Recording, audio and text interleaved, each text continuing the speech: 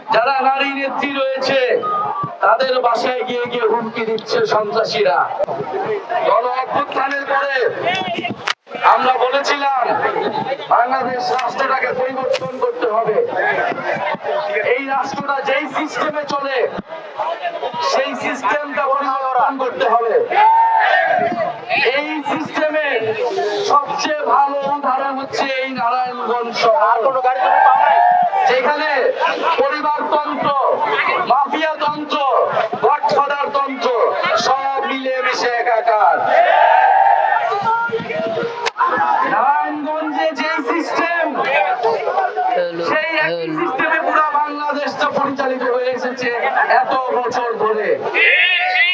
তারা দখলদারিত্ব করেছে, চাঁদাবাজি করেছে, খুন করেছে, সন্ত্রাস কায়েম করেছে এবং জনগণের অধিকার হরণ করেছে। প্রিয় সংগ্রামী নারায়ণগঞ্জবাসী, আমরা বলেছি যে এই মাফিয়া সিস্টেমের সাথে আমরা খেলবো না, এই পুরনো খেলায় আমরা অংশগ্রহণ করব না। এই পুরনো খেলার বিরুদ্ধেই গণঅভ্যুত্থান হয়েছে, আমরা রক্ত দিয়েছি। বলে খেলার নিয়ম বদলাইতে হবে, কিন্তু আমরা জানি খেলার নিয়ম এখনো বদলায় নাই। নারায়ণগঞ্জে খেলা বন্ধ হয় নাই।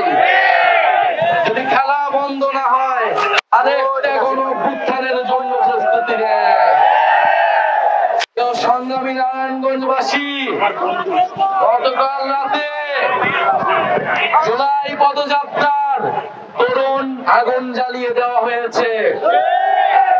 সন্ত্রাসীরা রাতের আধারে এসে এই পদযাত্রাকে, এই জনস্রোতকে বন্ধ করতে, জন আতঙ্ক তৈরি করতে অগ্নিসংযোগ ঘটিয়েছে।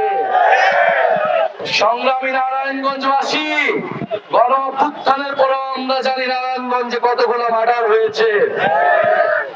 কেন আইন শৃঙ্খলা এখনো নারায়ণগঞ্জে ঠিক হচ্ছে না? আমরা সরকারের কাছে সেই জবাব চাই। আওয়ামী লীগের সেই যে মাফিয়াতন্ত্র, সেই দখলদারিত্ব, সেই গডফাদার তন্ত্র পুনর্বাসিত হচ্ছে। আওয়ামী লীগের ব্যবসাগুলো পুনর্বাসিত হচ্ছে নারায়ণগঞ্জে। আমাদের জুলাইয়ের শহীদ পরিবার, আহত যোদ্ধাদের বাসায় গিয়ে গিয়ে হুমকি দেওয়া হচ্ছে। যারা মামলা করেছেন যে সকল শহীদ পরিবাররা সন্ত্রাসীদের বিরুদ্ধে, সেই পরিবাররা নিরাপত্তাহীনতায় ভুগতেছে। নারায়ণগঞ্জে যে সন্ত্রাসের অভয়ারণ্য তৈরি করা হয়েছিল, আমরা সেই সন্ত্রাসের অভয়ারণ্যকে ভেঙে ফেলব। জাতীয় নাগরিক পার্টির যারা নারী নেত্রী রয়েছে তাদের বাসায় গিয়ে গিয়ে হুমকি দিচ্ছে সন্ত্রাসীরা। আমরা কি কোনো হুমকিতে ভয় পাই? আমাদের বোনেরা কি ভয় পায়? আমরা কখনো ভয় পেয়েছি? ভয় পাইনি, ভয় পাবো না। সংগ্রামী নারায়ণগঞ্জবাসী, নারায়ণগঞ্জকে পরিবারতন্ত্র, মাফিয়াতন্ত্র, গডফাদার তন্ত্র থেকে মুক্ত করতে হবে।